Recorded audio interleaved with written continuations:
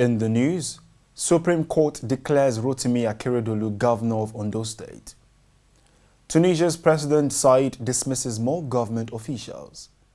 CBN holds sales of forex to bureau de change operators. And 17-year-old Nigerian Ogumbanwo sets swimming record in Olympics. Details coming up shortly.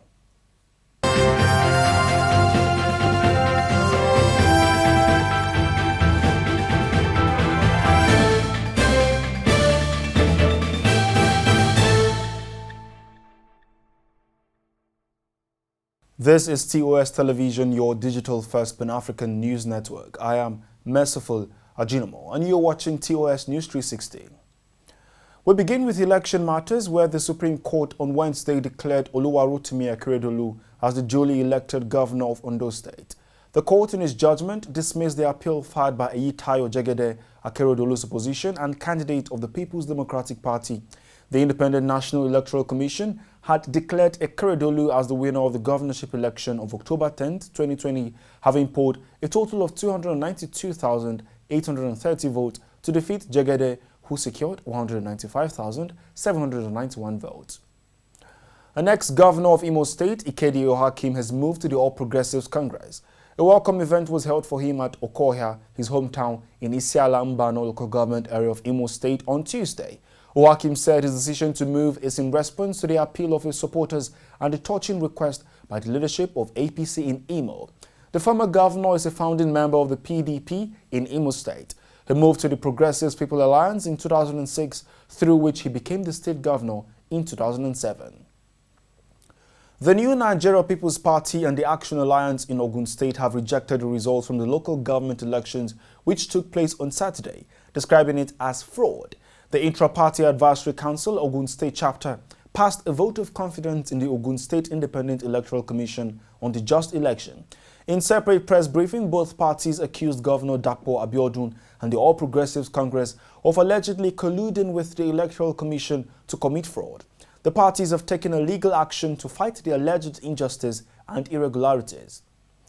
And now to education. The spokesman for the Ministry of Education, Ben Gong, in an interview in Abuja on Tuesday, reveals that the federal government of Nigeria did not breach any agreement it reached with the Academic Staff Union of Universities concerning the University Transparency and Accountability Solution, a payment platform developed by ASU. According to Ben Gong, UTAS does not make provision for tax deduction from salaries, adding that ASU members cannot collect salaries without paying taxes. Recall that the ASU president, Professor Emmanuel Osodeke, in an interview on Monday, faulted the federal government for violating agreement it reached with lecturers before they called off their strike on December 24, 2020. He accused the government of not paying the earned academic allowances as contained in the agreement. Across Africa, the president of Tunisia, Kais Saied, on Wednesday dismissed more government officials, including the army's chief prosecutor, days after suspending the country's parliament, dismissing Prime Minister Mechichi, and assuming executive powers in what opponents labeled a coup. The president says he is determined to revolutionize the political system through the law and a government whose new chief he would appoint himself. Key civil society groups have warned against any illegitimate extension of Said's 30-day suspension of parliament and demanding a joint statement, a timeline for political action. This is your digital first Pan-African news network, TOS Television, and you're watching TOS News 360. More stories across Africa, global business and sport when we return. Do stay.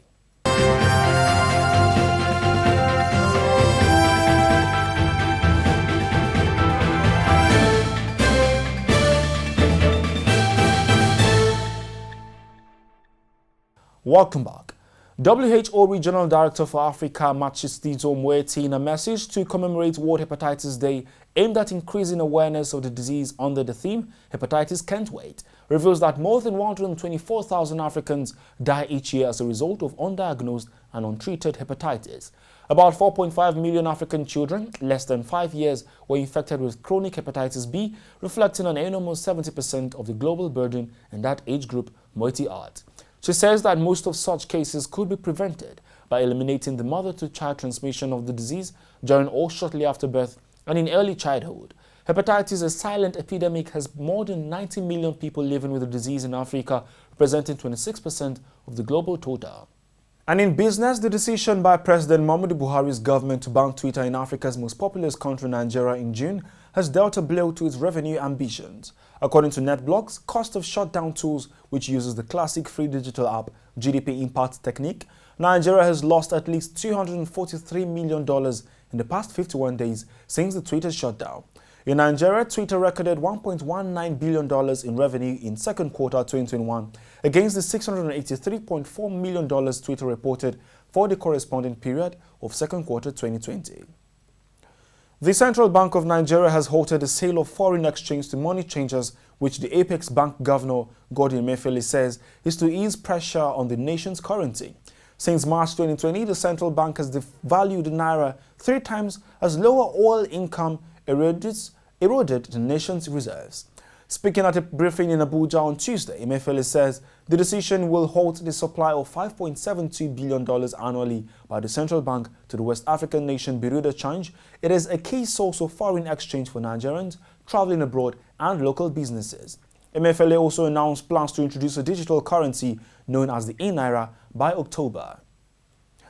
And Brent oil dropped slightly on Tuesday, shedding 32 cents to close at $74.18 per barrel on Tuesday.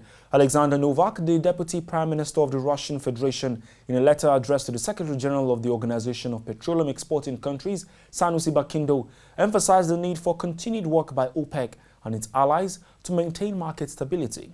The figures show that the commodity fell in price by 0.43% when compared to its cost the preceding day.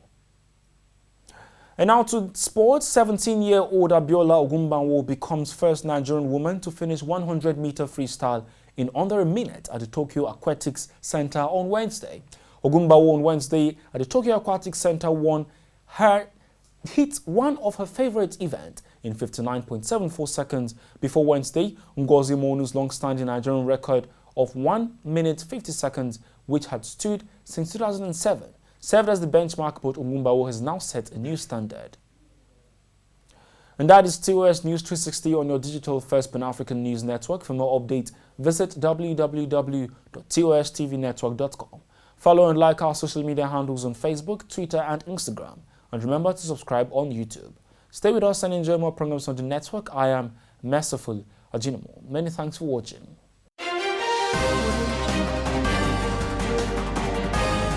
But we as a country